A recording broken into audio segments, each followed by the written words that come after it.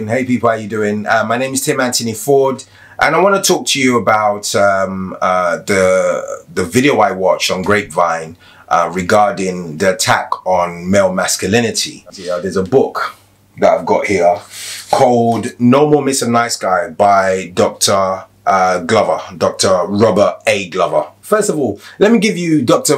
Glover's definition of masculinity.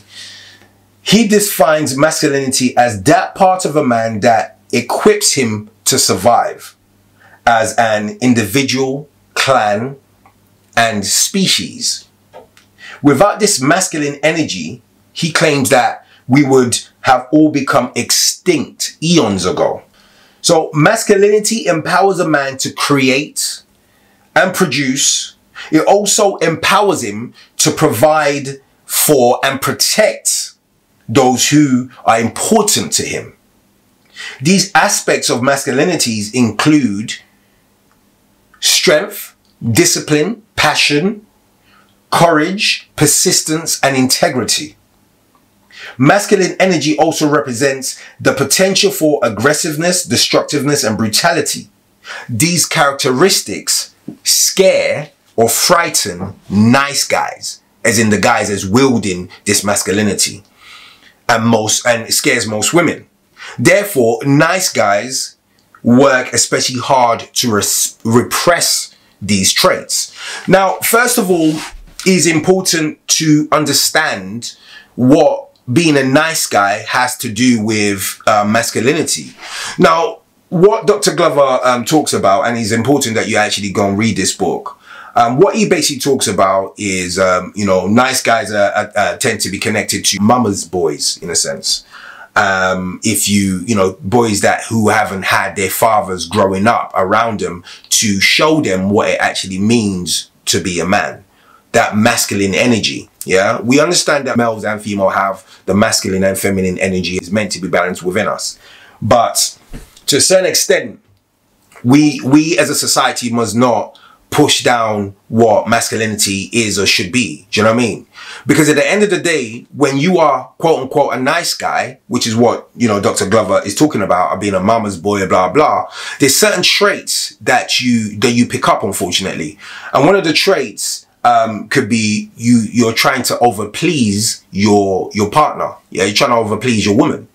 And that can actually be a turnoff to a lot of women, because they don't see that, you don't have that masculinity or that masculine energy about you enough, or it's not that, it's not that strong that she gets turned off by you and wants to date someone who you possibly consider a jerk because he has more of a masculine thing about him. Yeah. Because now she feels protected. She feels like she can be protected. She feels safe. Now, it is important to understand why and how we've got to this particular place in life. As a race, a lot of our fathers are not there. Yeah, don't tend to be, in our lives. At least that's what we are told by, society. Some people have felt it personally and blah, blah. Now, Dr. Glover basically talks about where there's been like a hatred of men, in a sense, since after the First and Second World War. Men born after World War II had the misfortune of growing up during the only era of recent Western history in which it was not always a good thing to be male. This was primarily the result of two significant family and social changes in a post-war era. Boys were disconnected from their fathers and other healthy male role models, and boys were forced to seek approval from women and accept a female definition of what it meant to be male. Now, obviously, we're not the war that we're going in, that we're in as a black community at the moment is the war against our men. You've got to understand that the war against our men, our black men, has started from when we were children. Countering the conspiracy to destroy our black boys. That's the name of the book by Konjufu. And it's important that you know about this because this is war, in a sense, against black men. Yeah. And now we're going after the war on our masculinity as black men. So the war, in a sense, has started from, as I said, us being children growing up. Now, hear me out when I say this. To win a war, you must destroy the father figure of the house, and rape and pillage the wife, and destroy the child's understanding of you know, its existence. Yeah, and that is in a sense war to a certain extent. Just have an open mind with what I'm talking about here. Yeah. So now, if the father is no longer in the home, yeah, where do you expect the child to get its masculinity, its male, you know what I mean, his manliness from?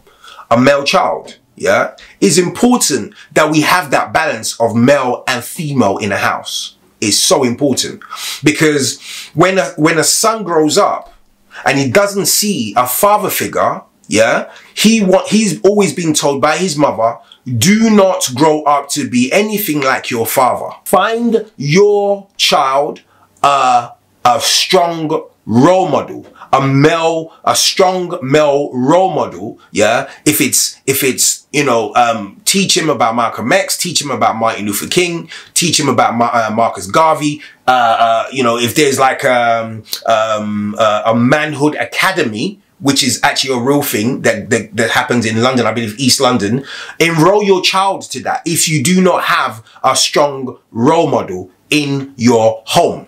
It's important that you do this, because if you do not do this, you're going to grow a bunch of nice guys who do not have that masculinity about them. It's important that you understand, with the definition that I gave you, it is important that you know that if a child grows up to a man and he doesn't feel like he doesn't have the masculine energy stronger than his female energy, that he's unable to provide for you know, for himself, or able to take care of himself, able to actually go out and go and work and go and do certain things. Yeah. Now, please read this book 100%.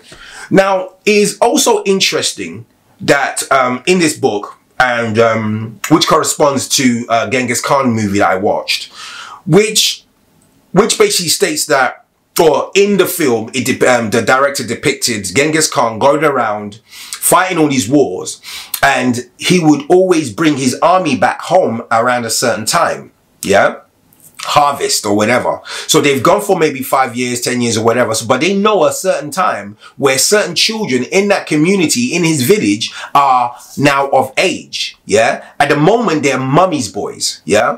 Now, in every single civilization, there's always that rites of passage from boy to man, yeah? The reason there is an attack on masculinity at the moment is because realistically, there isn't enough male role models in the black household. At least this is what is being put out there. My father was there. Both of my fathers were there, but at different times of my life.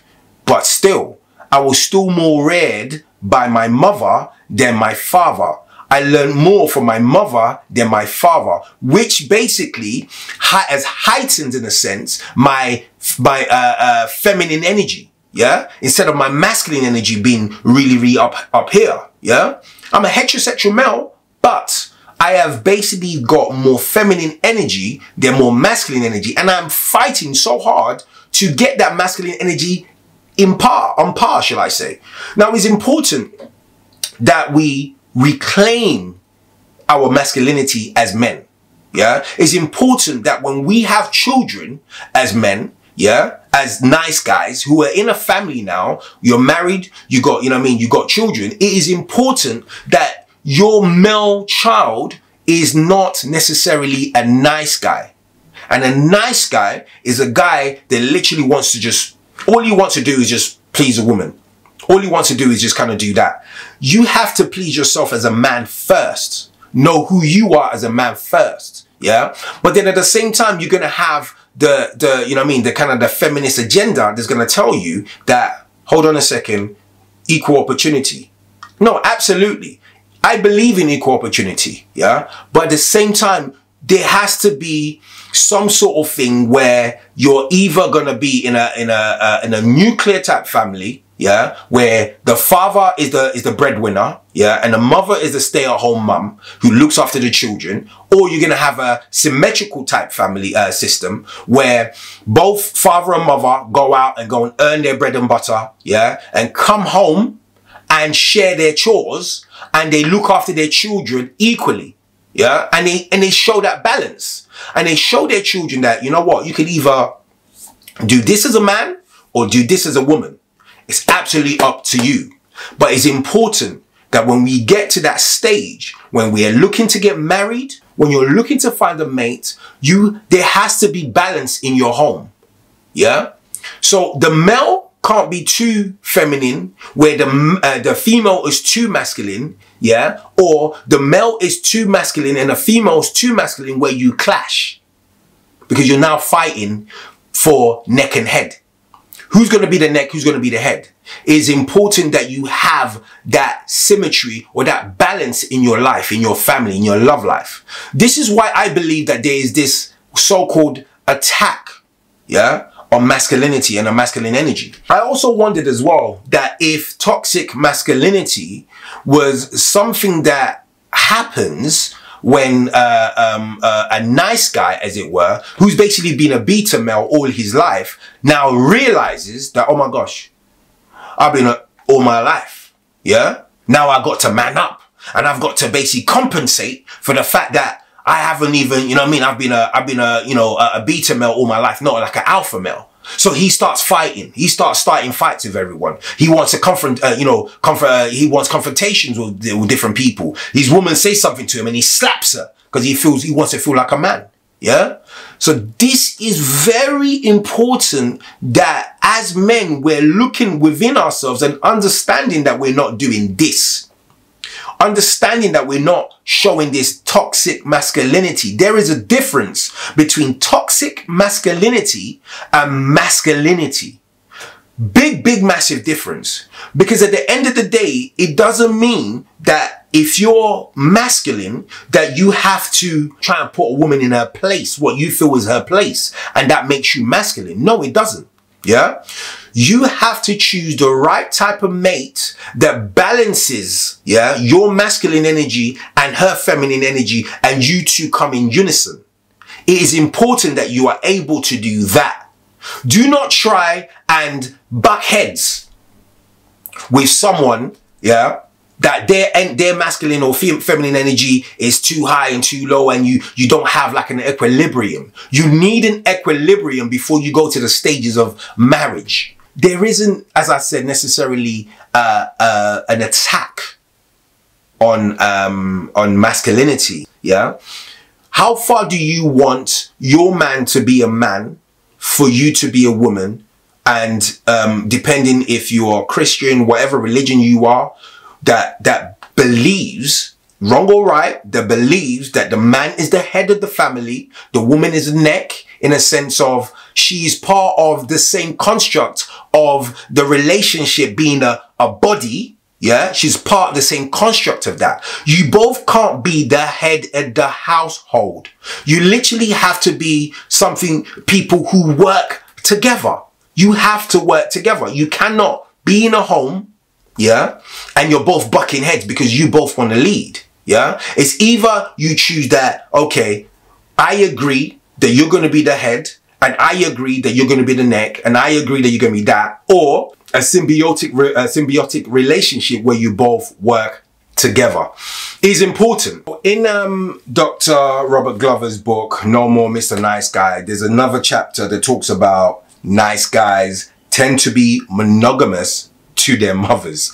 This uncommon bond is the result of a normal childhood developmental phenomenon gone amok. Let me explain, he says.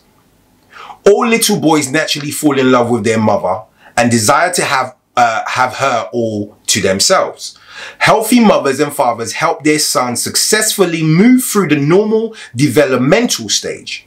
As they do, the young boy individuates from his mother, bonds with men, and becomes available for an intimate relationship with another woman in adulthood. Yeah? Each parent plays a significant role in facilitating the healthy transition. If you've grown up in a single parent family where your mother, yeah, is, you know, the head of your household because she's the only one actually there paying father and mother, yeah, it is important, mothers, yeah, I'm talking to you right now. It is important that you, as I said earlier, you give that balance to that child. As much as you think this is possible, it is impossible to grow a child, a boy child, to a man without the influence of a strong a male role model.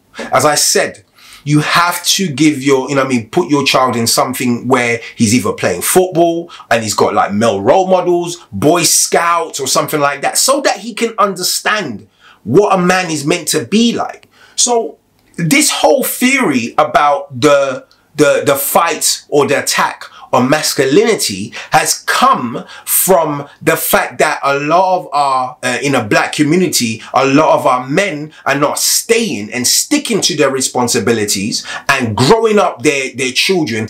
If you're not going to marry her, or your intentions are not necessarily to marry her, do not lay down with her and do not wear, you know what I mean, and you don't wear protection and have a child. Don't lay down with her if your intentions are not to marry her. I know that sounds very ancient, yeah, but think about it. We will have less children that grow up without their fathers in their lives if this was the state of the affairs right now. Women, you might have to start shutting it up until, you know, you're courting. We have to go back to that old school of courting, yeah? Getting a woman, talking to the parents, courting, if you know that that is the right person, because I think it is so important to know a woman or to know each other on a mental standpoint, on a, you know what I mean, on a psychological standpoint first, before you go into the physical. Because when you go into the physical, and sex just releases so many different emotions that it clogs your whole understanding of what your relationship is about. So basically, people, what I believe that we need is a male version to Steve Harvey's book, you know, Act Like a Lady, Think Like a Man. Because if you think about it, why is Steve Harvey doing a book for women and not necessarily doing a book for men? Do you believe that we won't read? Do you understand what I mean? There's been every single construct or every single sort of narrative in terms of you know, black folk, in a sense, has been to empower women. We need to empower black men too. Because of the lack of black men in our families and communities, we do not have the strength to really be empowered. Do you know what I mean? We don't feel empowered. Yeah? So Kunjufu's the conspiracy to destroy our black boys is relevant right now. We need a book to counteract that. So now, basically, this is what's happening. If you look in the States, in America at the moment, yeah, the women are doing better than the men. Because I think it's D.L. Hughley that said this in an interview. He said the women are doing better than the men. The women are outshining the men. Yeah, they're outworking them in a sense. Yeah, they got better jobs or whatnot. So what happens is women then get to a stage where they want to start courting. They don't have a man to match their standards. So let's work on the men so that we can get, you know what I mean? We've brought up the women. Let's bring up the men. We don't realize that we are not as strong as we need to be. Yeah, so we need to help more young boys become men that can take care of a family. Yeah, because if the women are feeling like they have to be the head of the household, it's because the men are not doing what they need to do. So I wonder if it's a case of all the obstacles that's been placed in front of the black man, especially in the States, incarcerations, getting killed, you know, being in prison, still enslaved to a certain extent. And it's happening in the rest of the world as well. It's happening in Britain as well. A friend of mine, Greg Wojcicki, he basically, I hire my equipment from him. Yeah, my camera equipment. Yeah, he's a white guy. Yeah, of I think 3rd generation Eastern European or something like that. He said, and basically he has told me numerous of occasions, yeah, that Anthony, we don't hire, yeah, we don't hire black people in our industry. And he was saying it not to be spiteful, but to enlighten me to certain things that I already knew. When I heard that, when he confirmed that, something that I already knew, I literally dropped out. I was in tears later on when I was thinking about it. Because this is like, someone's actually confirming it. So obviously we know there's obstacles that's put in place of black boys and black men. Let's work together as a community and move those obstacles out the way. Because masculinity is definitely under fire. The black male masculinity is 100% under fire, and we need to deal with that. We need to rescue our black boys. We need to rescue our black men and let us unite. We're not talking about the right things. We know that there is a conspiracy to destroy black men. We know that. Let's fix that. That's what we should be really facing. That's what we should be focusing on. There is a conspiracy to destroy masculinity, but really and truly it only affects black men. Let's fix this.